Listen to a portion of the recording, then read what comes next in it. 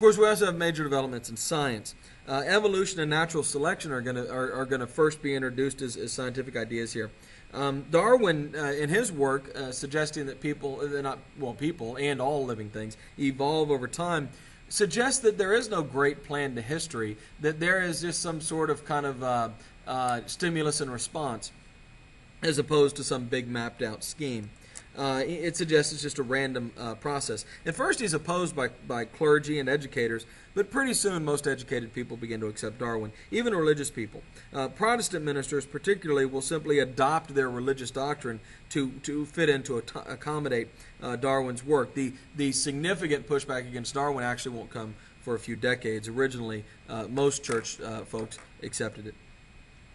But then there's also something new happening here, an urban-rural split. City people are beginning to see themselves differently than country folk and vice versa. They're beginning to develop different values and different attitudes towards all sorts of different issues. And this split is going to become incredibly important as we move forward into the 20th century here. Darwin will be adapted into something that we call social Darwinism. Now, Darwin hated social Darwinism, and he said it was nonsense. But social Darwinism is the idea that the reason why a rich person is rich is because he is more evolved. He is better than the poor people, and the poor people are less evolved. Now, Darwin points out this isn't how evolution works. Evolution is largely random happenstance that only plays out over hundreds, if not thousands, of generations. It doesn't play out within the course of one person's lifetime. But Darwinism was embraced by the wealthy as a justification of why they were rich and powerful and why the poor were not. William James, Charles Peirce, and John Dewey will develop that's those other three guys, will develop a uniquely American philosophy. Actually, it's two of those guys over there on the right. Will develop a fairly uniquely American philosophy called pragmatism, which basically says that we should reject tradition and religion and replace it with scientific inquiry, that everything essentially can be solved by science. Socialists like Edward Ross and Lester Frank Ward, Ward is the guy with the sideburns, will apply science to political and social problems. They'll say we can use science to solve the problems of poverty in the city or crime, things like that. Frederick Jackson Turner and Charles Beard, who we've already talked about, we talked about Turner, he's the closing of the Frontier guy, will claim that economic factors, not spiritual ideas, have shaped history. They'll offer an economic explanation of history. I'm sorry, the guy on the bottom right there is Dewey. Dewey will push a democratic, flexible schooling over memorization. He says sitting kids down and making them memorize a bunch of facts doesn't teach them anything. We have to actually teach them how to think. And he will become a major pioneer in how we think about education. Darwin's work inspired a boom in anthropology and science generally, and also a desire to explore other cultures. And there will be a great fascination with India in particular during this time. By 1900, 31 out of 45 states have made it a law that that children have to go to school.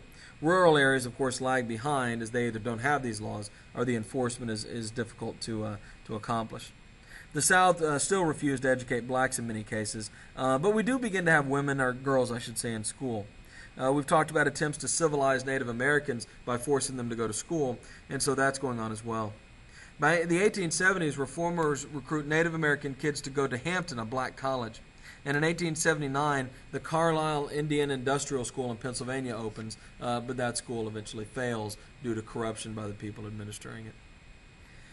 The Morrill Land Grant of 1862 leads to a massive expansion of the number of universities in the nation. 69 universities will open up during this post-Civil War period. One of the sources is philanthropists, the wealthy people, the Carnegies of the world, who pour money into private schools. And if you think about schools like Duke, Stanford, Tulane, these are all named after the rich people who funded them. And so that's one source of school. Of course, the other is the land grant universities. These were universities that were created by the Morrill Act that said the federal government's going to put aside land to fund schools. Land grant universities were required by law to be agricultural and mechanical universities and were committed to practical research as opposed to just a more rounded liberal arts education.